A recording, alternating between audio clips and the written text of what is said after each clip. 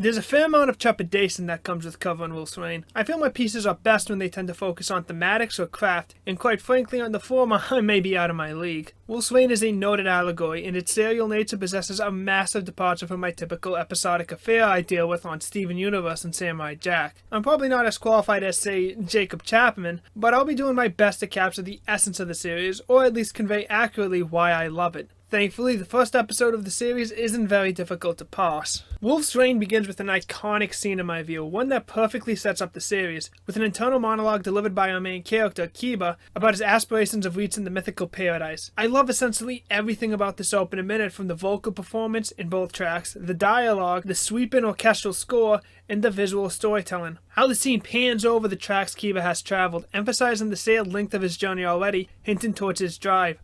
All while our white wolf is passing out in the snowy landscape. The zoom out where the barren environment is transformed into a vision of paradise where sparkling water and lush greenery serves as a great visualization of Kiba's goal, while contrasting his intended destination with the world he must journey to get there. Not even a full minute into the episode and we're already treated to a glimpse of the soul's mission statement, and that visual transition at the end helps inform the post-apocalyptic world our cast inhabits. The attention then shifts to Sume, another one of our principal players, and his gang robbing a train. It'd be wrong to credit Wolf's Rain as an action blockbuster, but the sparse encounters we do get are competently executed and intense. It's more notable during the sequence where Kiba attacks Sume's gang in self-protection and the ensuing battle between the two wolves. The violence in the former instance is particularly visceral, and it immediately escalates the tension. Even though that's the standout in terms of animation flourishes, the train robbery sequence is a solid start. Especially following the Noble's aircraft reveal, the series establishes a huge disparity between classes in the world. One of the strengths of this premiere is how a lot of exposition is almost purely visual, with only a few lines to provide context for the imagery.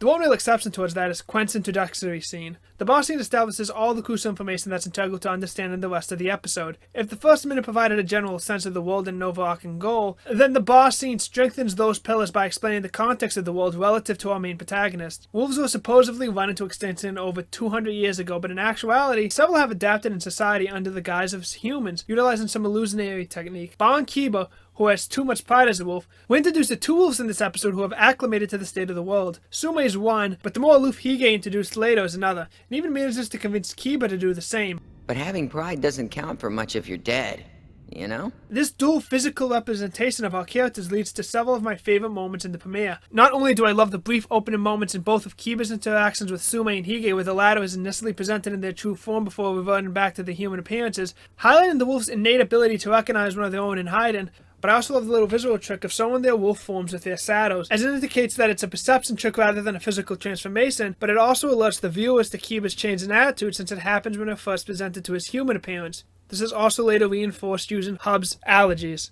The strongest moments provided with this come from Sume, the character who the episode arguably devotes the most time towards. Sume is presented as a cold and detached leader of a group of ruffians, leading them in their raids of nobles' provisions and acting callously to the death of his comrades. He claims to Kiba that he's simply just using the humans he's aligned with, but the closing moments of the episode prove that this isn't strictly the case. Of all those he works with, the only one that gets any screen time is Gel, the weak grunt of the pack. Earlier in his dealings with Kiba, both rescue the other from Kiba, with Sume punching Gel out of the way and leading Kiba away from him, whereas Gel sued Kiba away from Sume. Sume asserts to Gel that they aren't friends, but when Gel's life's in danger, Sume immediately responds to his call for help, even abandoning the materials they fought to gain. Unfortunately, Sume doesn't really possess a hand to grasp, and the shift from an extended hand to a wolf bite is a powerful and shocking one, resulting in the death of Gel. The premiere of Wolf's Rain demonstrates the series' capabilities of using the unique premise on to the main characters for some neat visual techniques and devastating moments, but that's far from the main takeaway. Just about everything in City of Howls is an impressive feat.